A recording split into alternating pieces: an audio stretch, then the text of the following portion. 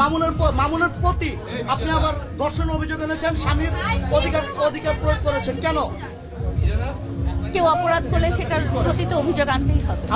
আপনার স্টেটমেন্ট আমি শোনাবো, আপনার স্টেটমেন্ট আমাকে চাচ্ছেন। শোনানোর তো কিছু নাই, এটা তো আমি শুনেছি, আপনারা সামাজিক যোগাযোগ মাধ্যমে ছড়িয়ে দিয়েছেন। আমি তো এখন কেউ যদি অপরাধ করে, আমার সন্তান যদি অপরাধ করে, আমার সন্তান যদি এমন কিছু কাজ করে যেটা সামাজিক অবক্ষয়ের কারণ হয়ে দাঁড়ায়, তাহলে তো আমি অবশ্যই আইনে আশ্রয় দেবো, যদি আমি তাকে ঠিক করতে না পারি।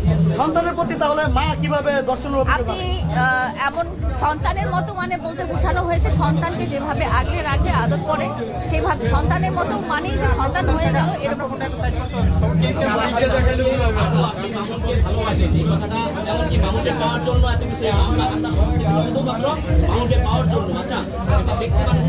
ভালোবাসার মানুষের ভালো চাওয়াটাই হলো একটা ব্যক্তি মানুষের মনুষ্যত্ব পরিচয় দেওয়া বা ভালো নিজেকে পরিচয় দেওয়া।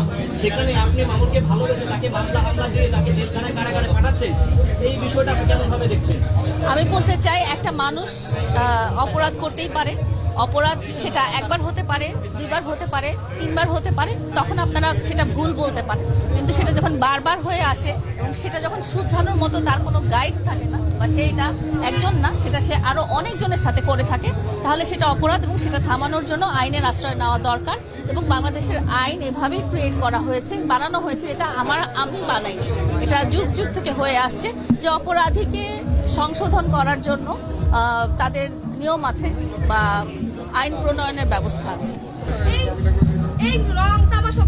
যে প্রথমত আপু আপনাকে যেটা বলেছি, যে আপনি যদি কখনো আমার আইডি বা কোথাও পেজ বা কোথাও যে দেখেন যে আমি এই ধরনের কোনো অভিযোগ তুলেছি, তাহলে আপনি বলতে পারেন। এই কথাটা আসলে গণমাধ্যমে যারা আমাদেরকে নিয়ে নিউজ করে, আপনারা যদি আমাদেরকে নিয়ে এইসব কথাবার্তা বলা বন্ধ করে দেন, তাহলে এগুলো আসবে না। কারণ আমরা সামাজিক যোগাযোগ মাধ্যমে কেন আসি? বিনোদন দেওয়ার জন্য আসি বা নিজেরা বিনোদন পাওয়ার জন্য আসি।